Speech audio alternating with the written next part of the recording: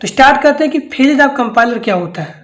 देखिए, phases of compiler, phases of compiler में कितने फेज होते हैं? 6 फेज होते हैं। कितने फेज होते हैं? 6। अब देखिए, कंपाइलर क्या है? एक सॉफ्टवेयर है। इसका काम क्या होता है कंपाइलर का? ध्यान से देखिए, थोड़ा मैं जूम कर देता हूं उसको।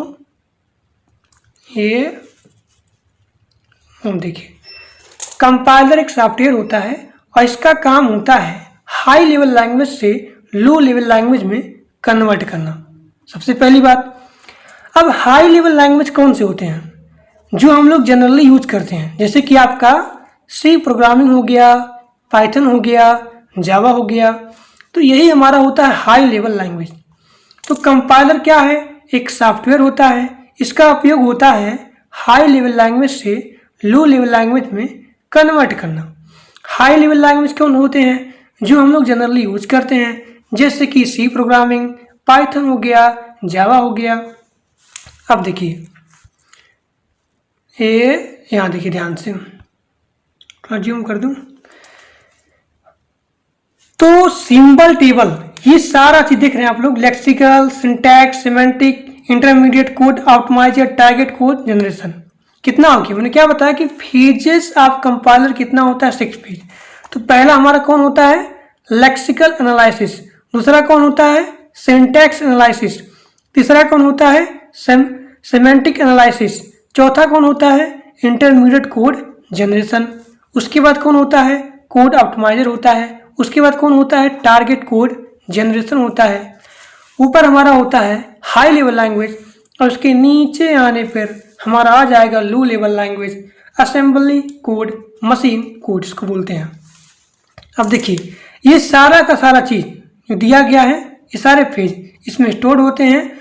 और ये आपका यहाँ होता है एरर हैंडलर, ये भी यहाँ से ज्वाइंट होता है, ये भी, ठीक, ये पूरा इसमें ज्वाइंट होता है एरर हैंडलर में। ये आपका देखता है यहाँ पे एरर। तो ये सारा चीज यहाँ पे स्टोर होती है।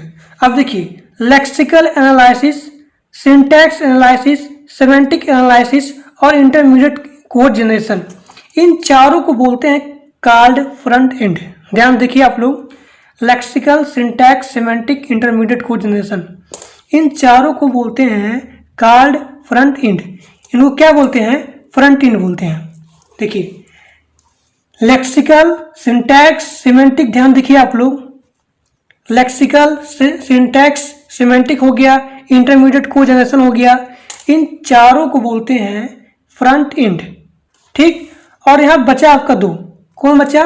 कोड ऑप्टिमाइजर हो गया, टारगेट कोड जनरेशन हो गया, इन दोनों को बोलते हैं बैकएंड। क्या बोलते हैं? बैकएंड, ठीक। अब हम लोग देखते हैं बारी बारी से कि लेक्सिकल क्या होता है, सिंटैक्स क्या होता है, सिमेंटिक क्या होता है। तो सबसे पहले आप लोग देख लीजिए कि ये आपका लेक्सिकल होता है, ये आपका आउटपुट के रूप में देगा टोकन्स, यानी कि ये क्या करता है, ये सभी प्रोग्राम को लेता है बारी, मतलब एक बार लेता है और उनको टोकन में डिवाइड कर देता है। यही आपका होता लेक्सिकल होता है, यानी ये टोकन के रूप में आपका आउटपुट देता है। और जो सिंटैक्स होता है, ये आउटपुट देता है पार्स ट्री, ये आपका एडिटी हो गया, और ये आपका हो गया 3 एड्रेस कोड, ठीक। तो अब देखिए लेक्सिकल एनालिसिस क्या होता है। सबसे पहला फेज ये आपका यही है। देखिए, पहला फेज यहाँ पे आता है लेक्सिकल एनालिसिस। अब ये क्या करता है? ये पूरे प्रोग्राम को उठाता है, ठीक, एज ए इनपुट।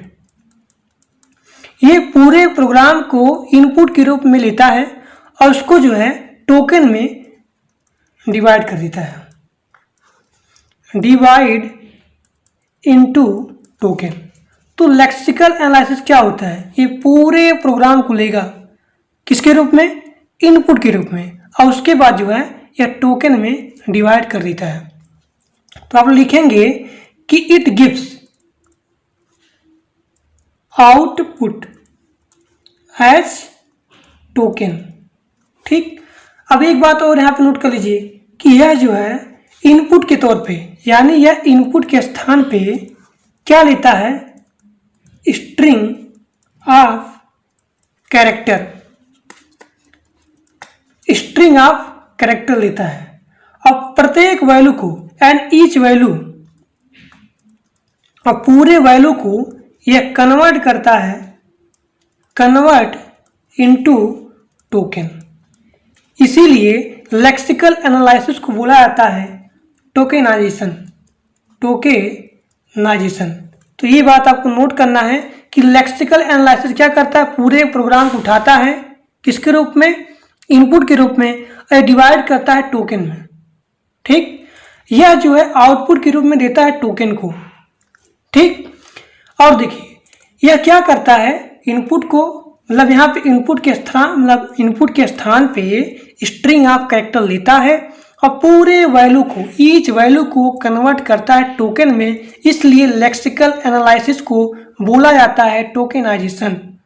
तो बात यहाँ पे आपको लिखना है कि लेक्सिकल एनालिसिस ये क्या होता है, it gives output as token. ठीक, और क्या लिखना है, it is also called tokenization, tokenization because कि यह इनपुट के स्थान पर क्या लेता है, स्ट्रिंग ऑफ कैरेक्टर, और पूरे वैल्यू को यह टोकन में कन्वर्ट करता है। फिर आप लोग यहाँ पे लिखेंगे यह इलिमिनेट करता है, इट इलिमिनेट कमेंट। ठीक, वाइट स्पेस हो गया, जैसे कि आपका हो गया टैब, देखिए टैब हो गया, ब्लैंक हो गया, ठीक, स्पेस हो गया, न्यू लाइन हो गई, न्यू लाइन हो गई। यानी कि आपका लेक्सिकल एनालिसिस यहाँ पे कमेंट को, वाइट स्पेस को, न्यू लाइन, ब्लैंक, मतलब इसमें जो आती हैं इन सारी चीज़ों को एलिमिनेट करता है। और देखिए इन दिस, यानी कि लेक्सिकल एनालिसिस में आपका यूज होता है फाइनाइट ऑटोमेटा। लेक्सिकल एनालिसिस में फाइनाइट ऑटोमेटा यूज होता है। ठीक, और देखिए अगर आप लिखना चाहें तो लिखेंगे गिव एरर मैसेज, जैसे कि आपका हो गया यहाँ पे एक्सेडिंग लेंथ, मतलब बहुत ज़्यादा यहाँ पे लेंथ में आपका फंक्शन हो गया, एक्सेडिंग लेंथ, अनमैच्ड स्ट्रिंग हो गया, इल्लीगल कैरेक्टर हो गया, इल्लीगल कैरेक्टर। तो यही आपका हो गया लेक्सिकल एनालिसिस। और अगर आप लोग देखना चाहें कि टोकन में कौन कौन चीज़ें आती हैं, टोकन में कौन कौन चीज़ें आती हैं, तो यहाँ पे हो गया आइडेंटिफायर, आइडेंटिफायर हो गया, ठीक, सेपरेटर हो गया, कीवर्ड हो गया, ऑपरेटर हो गया, और यहाँ पे कांस्टेंट हो गया, और यहाँ पे स्पेशल कैरेक्टर हो गया। तो टोकन में हमारा इतना सारा चीज़ आता है, आइडेंटिफायर हो गया, सेपरेटर हो गया, कीवर्ड हो गया, ऑपरेटर हो गया, कांस्टेंट हो गया, स्पेशल कैरेक्टर हो गया। अब देखिए आइडेंटिफायर में क्या आता है, आइडेंटिफायर में कौन कौन चीज़ें आती हैं, जैसे कि आपका प्रोग्राम दिया रहे INT मैन, तो इसमें आता है आपका, जैसे कि आपका XY हो गया, AB हो गया, INT A हो गया, और INT B हो गया, INT C हो गया, मतलब कुछ भी आ सकता है। तो ये आपका होता है आइडेंटिफायर। सेपरेटर क्या होता है, सेपरेटर जो यहाँ पे सेपरेट करता है, जैसे कि आपका ब्रैकेट हो गया, कामा हो गया, तो ये सारी चीज़ें होती हैं सेपरेटर। अब देखिए कीवर्ड में क्या आता है, कीवर्ड में हमारा आता है, देखिए जो हमारा कीवर्ड होता है ये डिफाइन करता है क्या, पाइथन में बता दिया था कि कीवर्ड क्या होता है, लेकिन फिर से देख लीजिए आप लोग। यह डिफाइन करता है इन प्रोग्रामिंग लैंग्वेज जैसे कि INT, मेन, इफ एल्स हो गया आपका, वाइल हो गया, ये सारी चीज़ें हो गई कीवर्ड। तो कीवर्ड जो है प्रोग्रामिंग लैंग्वेज को डिफाइन करता है, इसमें डिफाइन होता है कौन? कीवर्ड। अब इसके बाद आता है हमारा ऑपरेटर। देखिए ऑपरेटर क्या होता है? ऑपरेटर जैसे कि आपका हो गया less than, greater than, plus, minus, ये सारी चीज़ें। कांस्टेंट क्या होगी आपकी? चाहे आप कांस्टेंट बोलें, चाहे आप इसको लिटरल्स बोलें, जिससे कि आपका उसमें नंबर होता है 20 हो गया, 30 हो गया, या फिर ट्रू हो गया, फॉल्स हो गया, ट्रू या फिर फॉल्स। तो ये आपका हो गया कांस्टेंट। अब यहाँ पे अगला हमारा आता है टोकन स्पेशल कैरेक्टर। इसको देख लीजिए, स्पेशल कैरेक्टर जैसे कि आपका हो गया परसेंटेज, जैसे कि आपका हो गया डॉलर, तो ये आपका होता है स्पेशल कैरेक्टर। तो टोकन में कौन कौन चीज़ें आती हैं? आइडेंटिफायर हो गया, सेपरेटर हो गया, कीवर्ड हो गया, ऑपरेटर हो गया, कांस्टेंट हो गया, स्पेशल कैरेक्टर हो गया। अब देखिए इसका एग्जांपल, जैसे मैं यहाँ पे लिखा हूँ एक प्रोग्राम, जैसे थोड़ा सा ये आपका लिखा गया है ये। अब बताइए इसमें कितना टोकन है? तो देखिए ये आपका 1 हो गया, ये 2 हो गया, ये 3 हो गया, ये 4 हो गया, ये 5 हो गया। तब यहाँ पे टोटल टोकन कितना हो गया? 5। ठीक। अब एक बात आपको यहाँ पे नोट करना है कि अगर इन्वर्टेड कामा के अंदर रहेगा तो वहाँ पे एक ही टोकन होगा। जैसे कि मैं यहाँ पे लिखा हूँ कि प्रिंट एफ %d, और मैं यहाँ पे i इक्वल टू हो गया परसेंटेज, और यहाँ पे x हो गया। अब देखिए यहाँ पे इन्वर्टेड कामा बंद, देखिए ध्यान से, ये आपका बंद हो गया, यहाँ ध्यान देखिए। अब इसके अंदर केवल यहाँ पे एक ही टोकन लिया जाएगा, ये नहीं कि 1 2 3 4 5 6, नहीं। जब भी इन्वर्टेड कामा यहाँ पे आ जाए तो इन्वर्टेड कामा के अंदर, दोनों के अंदर, यहाँ पे टोकन कितना होगा? 1 होगा। तब यहाँ पे टोकन कितना है? 1 है। यहाँ देखिए 1 हो गया और यहाँ पे 2 हो गया। तब यहाँ पे टोटल टोकन कितना हो गया? 3, और ये हमारा हो गया 4। मान लीजिए ब्रैकेट क्लोज है यहाँ पे, ठीक। तब यहाँ पे टोटल टोकन हो गया 4, 1 2 3, और ये हमारा 4, ठीक। तो अब देखिए लेक्सिकल एनालाइजर, मैंने पूरा बता दिया आप लोग को। अब यहाँ अगला देखिए सिंटैक्स एनालाइजर क्या होता है। सिंटैक्स एनालाइजर को हम लोग बोलते हैं पार्सिंग फेज। सिंटैक्स एनालाइजर को हम लोग क्या बोलते हैं? पार्सिंग फेज बोलते हैं। The syntax analyser phase group token and together into symmetric structure, ठीक। इसका जो आउटपुट होता है, इस फेज का जो आउटपुट होता है वो क्या होता है? पार्स ट्री होता है। मैंने क्या बताया था आपको कि इसका जो आपका लेक्सिकल होता है ये आउटपुट के रूप में देता है टोकन, और जो आपका सिंटैक्स एनालाइजर होता है ये आउटपुट के रूप में देगा पार्स ट्री। अगला फेज हमारा होता है सिमेंटिक एनालाइजर। यहाँ देखिए सिमेंटिक एनालाइजर, यह क्या होता है? यह जो है चेक करता है किसको? सोर्स प्रोग्राम, किसके लिए? Semantic error and gather type information for subsequent code generation phase. इसका उपयोग होता है पार्स ट्री के लिए, and symbol table to check whether the given program is semantically consistent with language definition. यानी कि ये सिमेंटली चेक करता है बारी बारी से।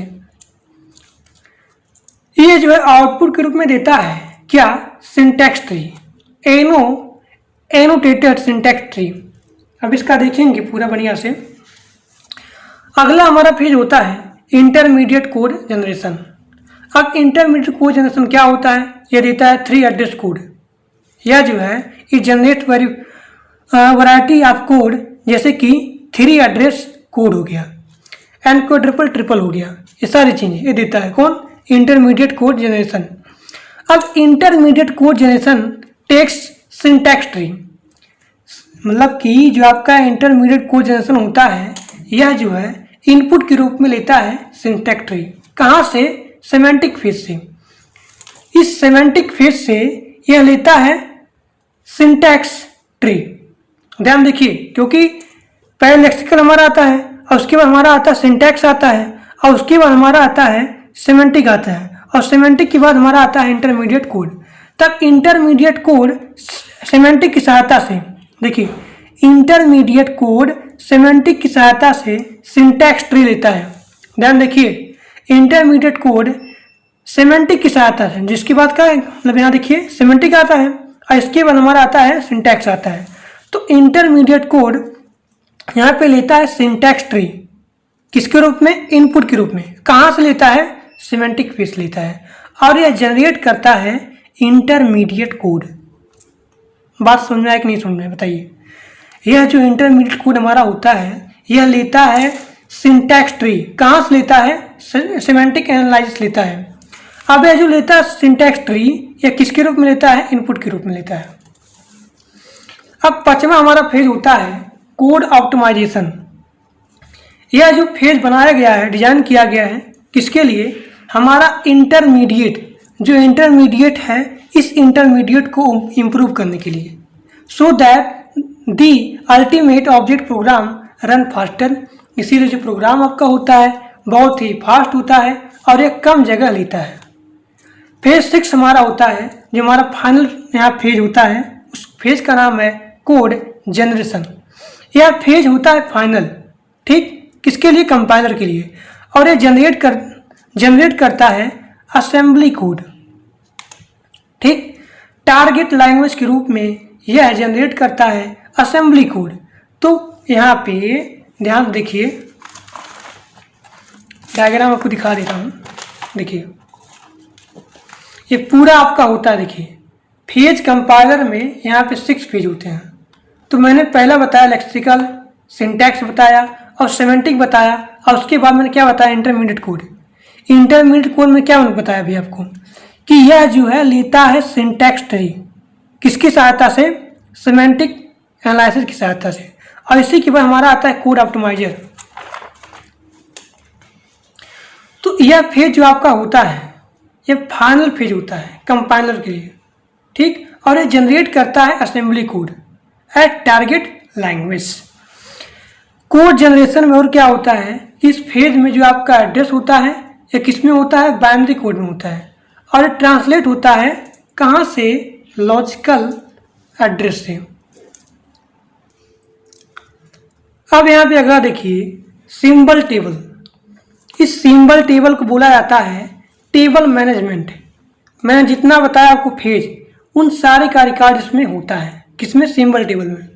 तो सिंबल टेबल क्या होता है, सिंबल टेबल एक डाटा स्ट्रक्चर है जिसमें सारे रिकॉर्ड क्या होते हैं, शामिल होते हैं। And that allows us to find record, किसके, प्रत्येक आइडेंटिफायर के रिकॉर्ड को यह फाइंड करता है जल्दी से, क्विक से, और यहाँ पे स्टोर करता है and trap data from the record quickly. तो सिंबल टेबल क्या होता है, सिंबल टेबल एक डाटा स्ट्रक्चर होता है और इसमें सारे रिकॉर्ड क्या होते हैं, शामिल होते हैं, किसके, आइडेंटिफायर के, और ये जल्दी जल्दी चेक करता है। तो देखिए सिंबल टेबल मतलब जो आपको मैंने बताया फेज, उन सारे फेज का यहाँ पे रिकॉर्ड शामिल होता है। अब यहाँ पे अगला हमारा आता है एरर हैंडलर। अब देखिए एरर हैंडलर क्या होता है। The error handler is involve when A flow in the source program is detected. अब जैसे कि मैं यहाँ पे एग्जाम्पल दे रहा हूँ कंपाइलेशन ऑफ दिस। देखिए अब ये पूरा का पूरा बताऊंगा आपको सारा चीज़, लेक्सिकल का भी, सिंटैक्स का भी, सेमेंटिक का भी, इंटरमीडिएट का भी। अब यहाँ पे आप लोग देख सकते हैं कि लेक्सिकल का ये देखिए पूरा, ये किसके रूप में लेगा, टोकन के रूप में डिवाइड करेगा। यानी कि जो आपका लेक्सिकल एनालाइजर होता है यह पूरे प्रोग्राम को लेता है किसके रूप में, इनपुट के रूप में और डिवाइड करता है टोकन के रूप में। अब यहाँ पे आप लोग देख सकते हैं ये ID1 हो गया, ID2 3 और उसके बाद हमारा फिर उसके बाद ID2 ID3 इंटू 2। अब ये मतलब आउटपुट के रूप में क्या देगा, टोकन। अब इसके बाद हमारा आता है सिंटैक्स एनालाइजर। इसका डायग्राम देख लीजिए, ये हमारा देगा पार्स ट्री। इसके अभी बाद में हम लोग पढ़ेंगे कि पार्स ट्री क्या होता है पूरा बढ़िया तरीके से, तब आपको ये पूरा समझ में आ जाएगा ये कैसे बना है डायग्राम। ठीक,